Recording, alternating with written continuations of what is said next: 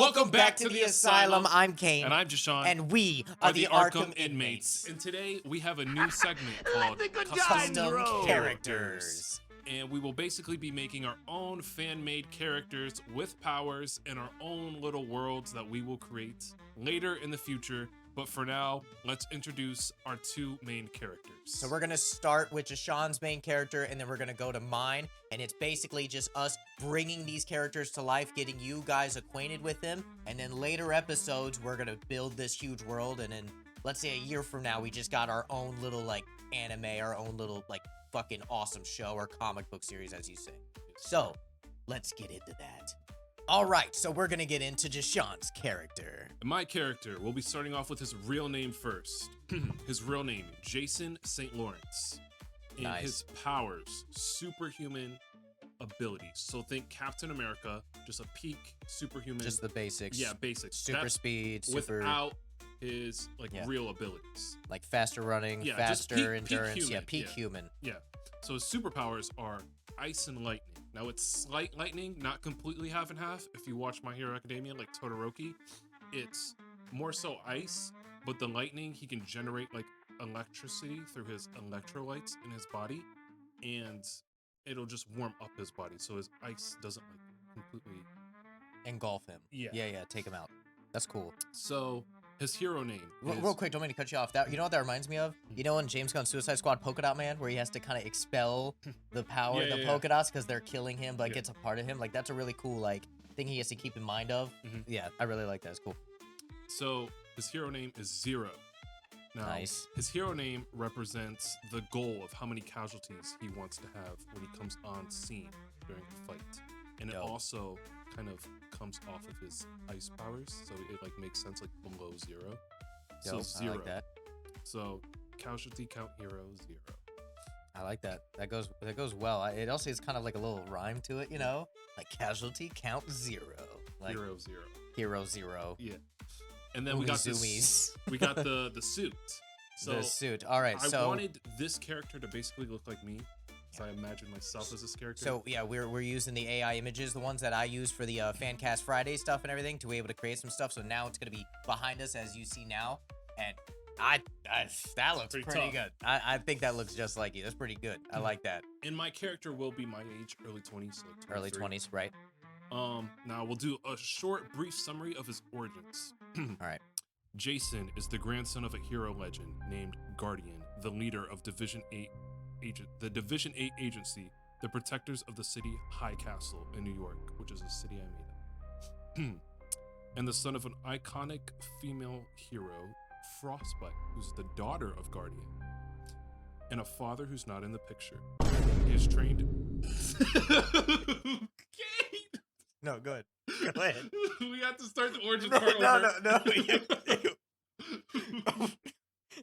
I just.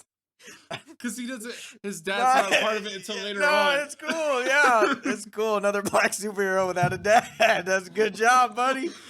Hitting that quota. Woo! All right. You said, oh. I just Jason is the grandson of a hero legend named Guardian, the leader of the Division 8 agency, protectors of the city High Castle in New York, and the son of the iconically strong female hero, Frostbite, who is also the daughter of Guardian.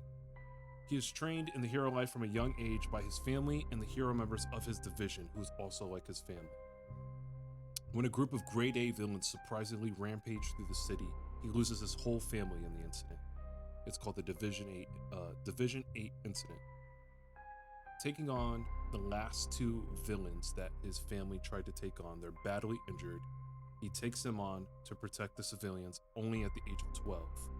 Later, he's adopted by a wayward member of Division 8 and trained and all that good stuff by this wayward, what do you want to call him, like a mentor or whatever, kind of like a Bruce Wayne type like of Mr. vibe. Miyagi type thing. Yeah. He trains and tries to take on the legacy of his family, the morals, and become the best hero he can possibly be. All right, well, that was really good. I really liked the entire build-up with the, you know, like the family dynamic, and then like him with the multiple powers, but like stuff that's really used, like the ice and then the lightning. I also really like the whole, like the villains, like the last two being badly wounded, but him stepping up to the plate at only 12, you know, kind of giving him like he knows that he's destined for this type of life. I really like that. That's dope. Well, let's get on to mine. All right, so now we're going to get into my character. So, my real character's name is Michael Maddox, and his powers are, I went kind of very specific with them, so he can manipulate people's emotions that can result into self-death in the YouTube speak. The self-harm, the suicide squad, so to speak, if you know what I mean. So, he's a huge empath, but that empathy, like, he can use your emotions against you, but he can also use it for good, which leads into the cause hallucinations, so he can make you see things. So it's like kind of like Charles, where he can like you're seeing things that are not there. Well, more so like Jason. Yeah. It's like that. He also has not my Jason, like my no kid. From X-Men 2. Yeah. So he has pyrokinesis, which if you don't know what that is, it's manipulation of fire. I don't think that means he can create it, right? Just manipulate it. Manipulate it like pyro. Yeah. So he can't create it, but he can manipulate it. He has immortality, which is not invulnerability. A lot of people mix that up. So immortality, he cannot die by the means of time. So he's stuck at his age, which I'll get to in the story, but he's stuck at his age forever until he dies. But he can die. It's just very hard. And then I have shapeshifting, which is, it'll come later. I'll explain it in a little bit. And then his code name or hero name, well, he's not really a hero, but his name is Abbadon. Is he like a anti-hero or a villain? It's more of like anti-hero, but mostly a villain. He's gonna do whatever the fuck he wants, and you'll understand because of the origin. Now, the reason for the code name for his end is he took it as his own after his father that he killed called him that as his last words, which his father's last words were, "You shall bring destruction and death in your wake. You were born from Abbadon." And so he took that as his name of Abbadon.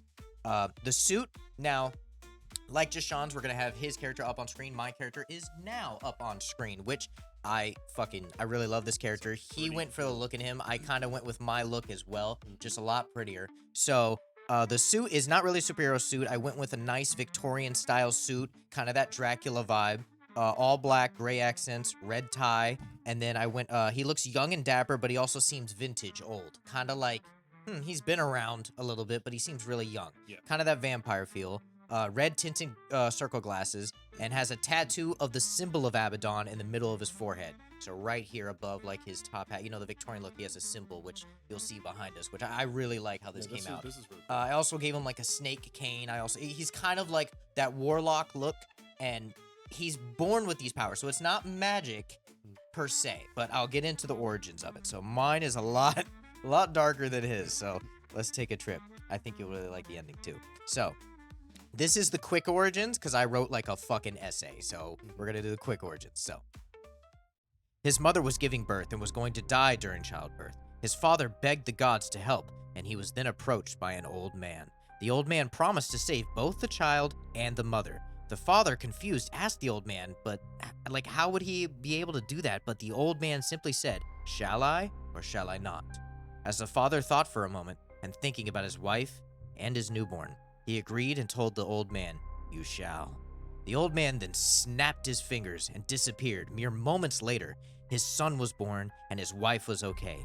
Knowing this must be either work of the angels or the devils himself, he named his son Michael after the archangel that casted out the great serpent from the heavens. After his father's death and the tragedy of 1692, Michael was blessed with unfathomable gifts and immortality. Although now in the present, he is over 300 years old but has never grown past his 22nd birthday. He now walks amongst the world using his powers for whatever he chooses, sometimes good, sometimes evil, but always when it benefits him. He knows that he is a walking curse, only born from hell's flames, but somehow feels like he maybe can do more good in the world than evil. Michael then travels back to his original home that he eradicated from the maps of centuries ago to see if he can find a new way of life. Seems like they built another city over it. I don't see a single castle. What a load of shit, Michael says as he drives past the city's welcome sign. Welcome to High Castle City. That's pretty good. Welcome to High Castle. I like that. Welcome to High Castle City. And he's got that. He's got that tone because he's from. So yeah. I have a way longer. Like, Yeah. I have There's a fucking huge thing. pages. There's pages because I'm the type of person, because when he called me about this whole video, he said, hey, we're going to create our own characters. It'll be cool, just kind of like a Suicide Squad intro thing where it's like, hey, Deadshot, 86, you know, Just shot something kills. nice Like, and quick. something quick, where I don't like doing that. If I'm going to create an original character, I need why they look like this? Why are they here? Why this? So I built a whole story, and then I have the whole story like him. Yeah. I just So we're gonna condensed save mine. that because in the later episodes, we want to like continue a story. These characters will meet. Things will happen. We'll go and kind of create a story with you guys and with us, and then just kind of like make our own comic book series in this digital sense. But that I kind of wanted to end it with your city. Yeah. Of like he's kind of been on this planet longer than your character's even been thought of. But it's that aspect of he's stuck in this. Can I say what I really like? Yeah. Towards the end, where he's like, "There's not a single castle in sight," and I told him on the phone what I was naming my city. Yeah, It was just a random I city. called him just for that. So I called him and I'm like, hey, what's the name of your city? And he goes, High Castle City. I'm like, okay, cool. I'm gonna tie that in. And he's like, oh, okay. Because we wanted our characters to mix at some point, Yeah. and I didn't want mine to be just completely out of the question of him, but I wanted him to be very old, but in a way like kind of a Dracula way to where he doesn't die.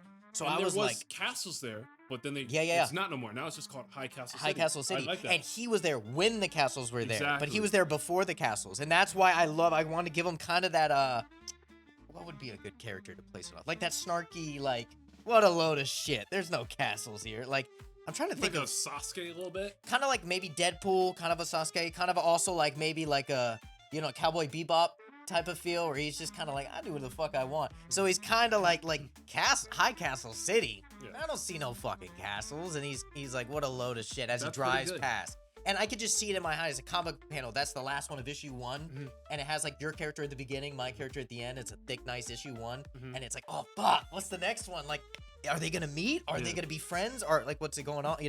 So that's mine. I think 2 different sides of the coin. Yeah. I really like ours. So other than that, I mean, Jashawn's story, awesome. What do you think? This isn't like Fancast Friday. Yeah, This is we're- no battling. Yeah. We are trying to create our own world, our own story, and that's how we're starting it off. So you have Zero, the hero of the story per se, and then you have Abbadon, the little anti-hero, kind of weirdo. Jason Todd. Yeah, kind of weirdo coming through town back to see what the new city has to bring to his Old Testament. That was type. a really good ending. I like Yeah. that ending. I keep thinking about it. Like Yeah. the castle, the way you tied that in was really cool. Yeah, I wanted to really fit your Yeah. world as my world because he's looking at it as like, oh, this. And I had This ain't no mine. idea what he wrote, and he had Nope, no idea what I wrote. exactly. So Like this is Fancast kinda- Friday, we wanted to do. This This is cool. we're connected.